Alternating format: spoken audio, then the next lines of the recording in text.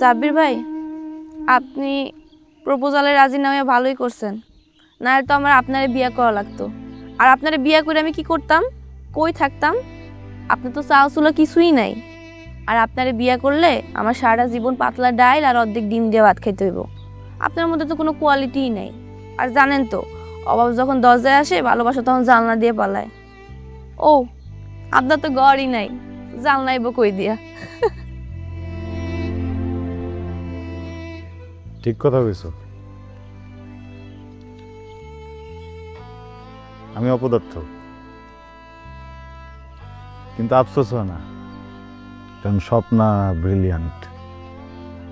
ওর যখন লেখাপড়া শেষ হইব দেখবা যায় একটা স্কুল বা কলেজের শিক্ষিকা হয়ে গেছে, স্বপ্না চাকরি করব, আর আমি কোন এক বড় লোকের জমিতে চাষ করব। আবার কিছু টাকা পয়সা জমায় ভাঙ্গারি ব্যবসা করতে পারি। ভাঙ্গারির কথা শুনে আর ছোট মনে করো না, কাঁচা টাকা।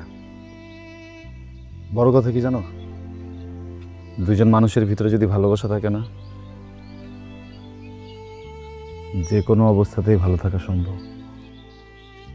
আপনি স্বপ্ন অনেক ভালোবাসেন, তাই না?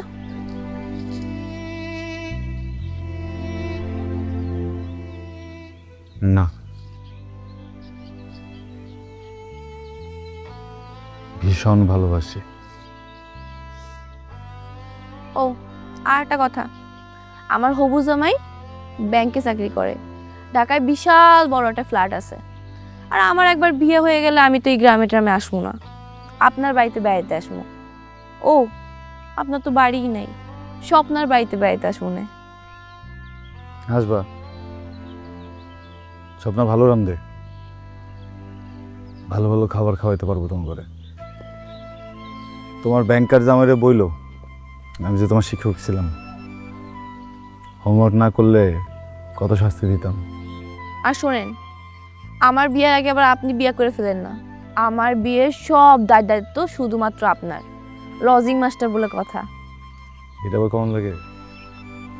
যাও, কথা দিলাম, তোমার গায়ে হলুদ থেকে শুরু করে তোমার বিদায় পর্যন্ত যত দায়িত্ব সব আমি নেব।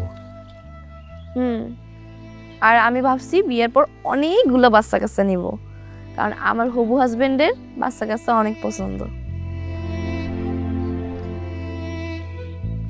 কালোর ভুসি বানাইতে হবে, তাই খাইছি। থাকো, আমি যাই।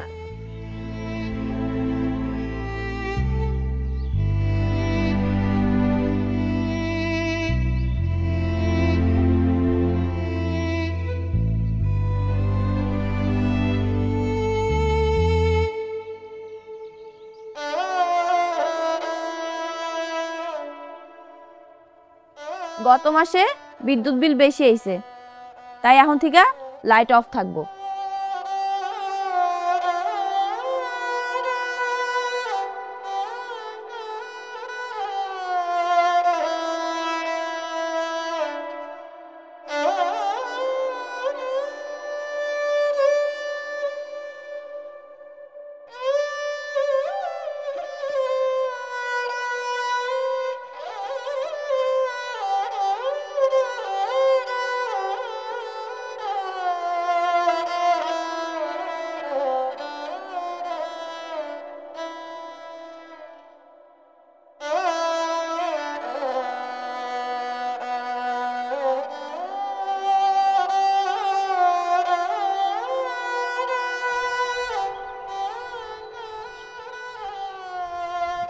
জেরিনা আপা, খবর পাইছেন?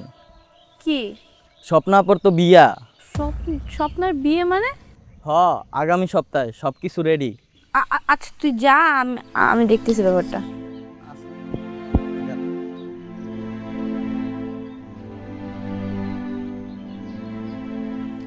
আজকে না তোরে আমার বেস্ট ফ্রেন্ড পরিচয় দিতে আমার ঘৃণা লাগতেছে।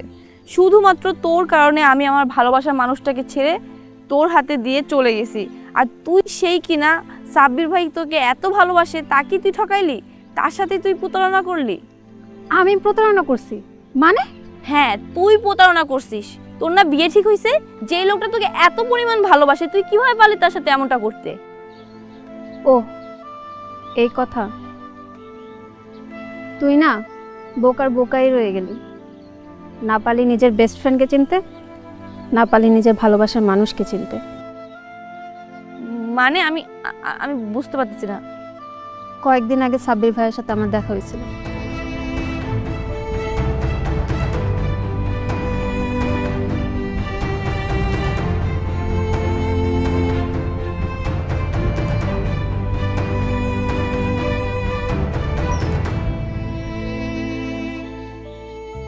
ভালোবাসতে হয়তো যোগ্যতা লাগে না, কিন্তু ভালোবাসার মানুষের পাইতে যোগ্যতা লাগে। আর সেই যোগ্যতা তো সাব্বির ভাইয়ের নাই। একটা চাল চুলোহীন মানুষ কিভাবে পারে তোর বাবা মার কাছে তার ভালোবাসার কথাটা বলতে? এই কারণেই সে আমারে বলছিল এই অভিনয়টা করতে। সে তোদের বাড়িতে থাকে, তোদের বাড়ি নুন খাইয়া সাব্বির ভাই কিভাবে পারে তোদের সাথে নিমুখারামি করতে? সাব্বির ভাই তোদের বাড়িতে লজিং থাকে। লজিং থেকে ছাত্রীর সাথে সম্পর্ক তো গ্রামের মানুষ ভালো চোখে নেবে না, বদনাম করবে। আর সাব্বির ভাই চায় নাই যে তার কারণে তোদের বাড়ির কোনো বদনাম হোক। এই কারণেই সে তার নিজের ভালোবাসার বিসর্জন দিছে, যাতে তুই তোর পরিবারের পছন্দে বিয়েটা করিস। আর এজন্যই সে আমাকে তার সাথে মিথ্যা সম্পর্কের ব্যাপারে রাজি করাইছে। একটা মানুষের হৃদয় কতটা বড় হইলে সে তার ভালোবাসার মানুষের জন্য আর তার পরিবারের জন্য তার ভালোবাসার নিজের বুকের ভিতর রেখা কবর দিতে পারে। সাব্বির ভাইয়ের ভালোবাসা পাওয়া যে কোনো নারীর জন্যই ভাগ্যের ব্যাপার। তার ভালোবাসা ফুলের মতো পবিত্র। দোস্ত আমি এখন কি করবো? সেই সিদ্ধান্ত তুই নিজে নে। নিজের মনকে জিজ্ঞেস কর, মন কখনো মিথ্যে বলে না।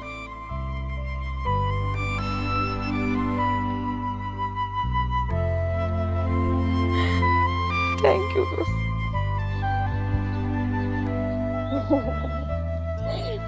পাগল, এখনো অপেক্ষা করতেছিস কেন?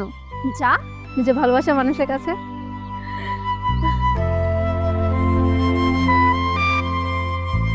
এ আপা, দুলাভাইরে কইছিলে আমার ব্যবসার কথা? কমনে ওই মরিচগুলো তোল। খারাই দিছো কি লেগা উডা?